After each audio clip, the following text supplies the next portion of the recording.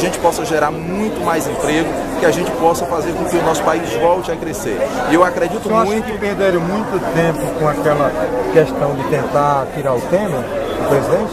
Olha, com toda certeza isso trouxe, o país poderia estar muito melhor, e essas denúncias ineptas que vieram e aconteceram, e o Congresso Nacional, a Câmara Federal mais especificamente, evitou que, até porque na realidade aquilo ali é uma suspensão. A Câmara Federal, ela apenas disse o seguinte: olha, nós vamos priorizar nesse momento a estabilidade econômica. O presidente Michel que responda essa denúncia a partir do dia 1º de janeiro de 2019.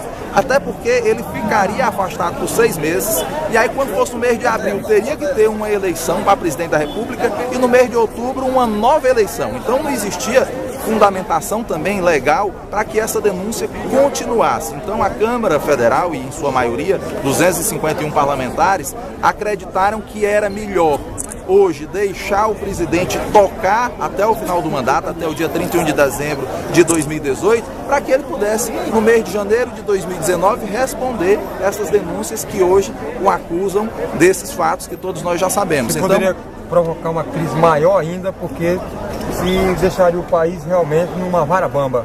Com toda certeza.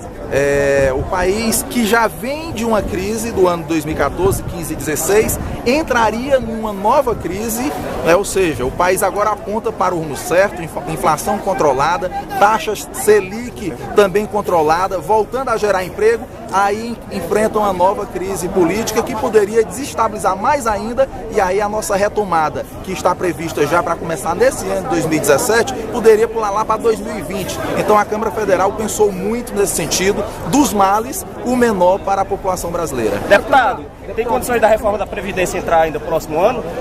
Eu não acredito, eu já me pronunciei até contra a reforma da Previdência. Eu acredito muito que o que tem acontecido é que, como nós perdemos muitos empregos, como eu falei aqui anteriormente, em 2014 era apenas 7 milhões de desempregados. Nós chegamos a 14 milhões de desempregados. Isso quer dizer que a receita da Previdência caiu muito pelo fato de ter muitas pessoas que não estão trabalhando.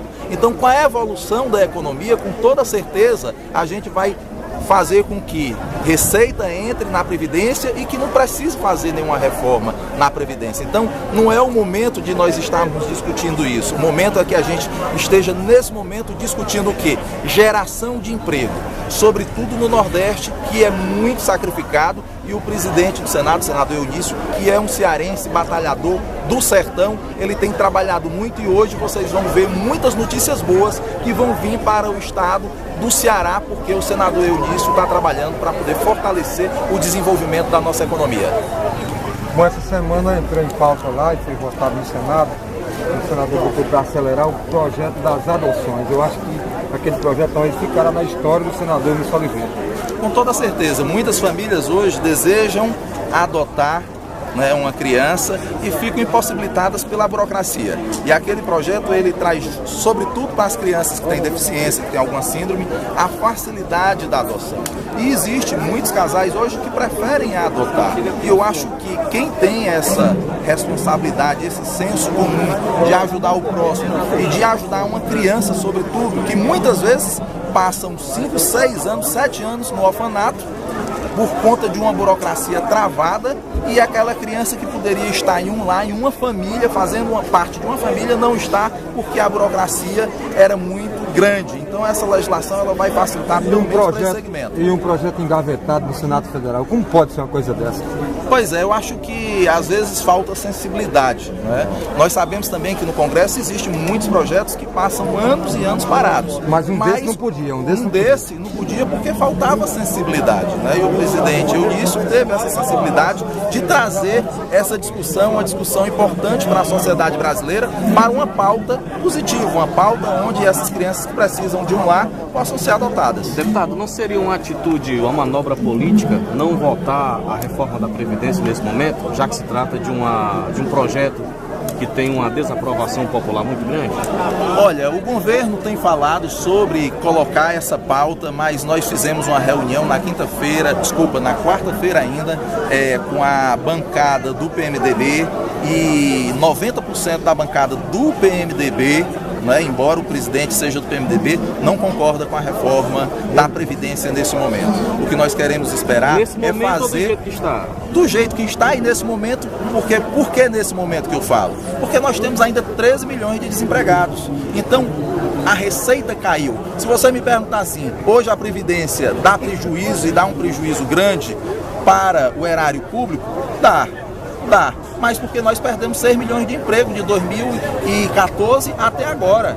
Né? E esse ano nós já estamos com 6 meses que a cada mês é gerado 30, 40 mil empregos. Então nós precisamos avançar na geração de emprego para que a gente possa passar uma régua no ponto de equilíbrio, que é ter uma taxa de no máximo 7% de desemprego no país. Aí a partir daí você pode pensar em fazer uma reforma da Previdência, mas sobre outros aspectos e não sobre o aspecto de uma crise. Você não pode fazer uma reforma da Previdência porque nós estamos em crise. Nós não vamos viver em crise sempre. Então, o que nós temos pensado como parlamentar é que a gente tem que esperar a atividade econômica e a geração de emprego acontecer para que a gente possa avaliar se a reforma da Previdência ela realmente é necessária e quais os pontos que elas devem realmente ser modificados na legislação. Então nós estamos acreditando nisso e coloco aqui com toda certeza que uma boa parte, a maior parte da bancada do PMDB não é a favor da reforma da Previdência nesse momento. Deputado, nesse caso a Previdência tem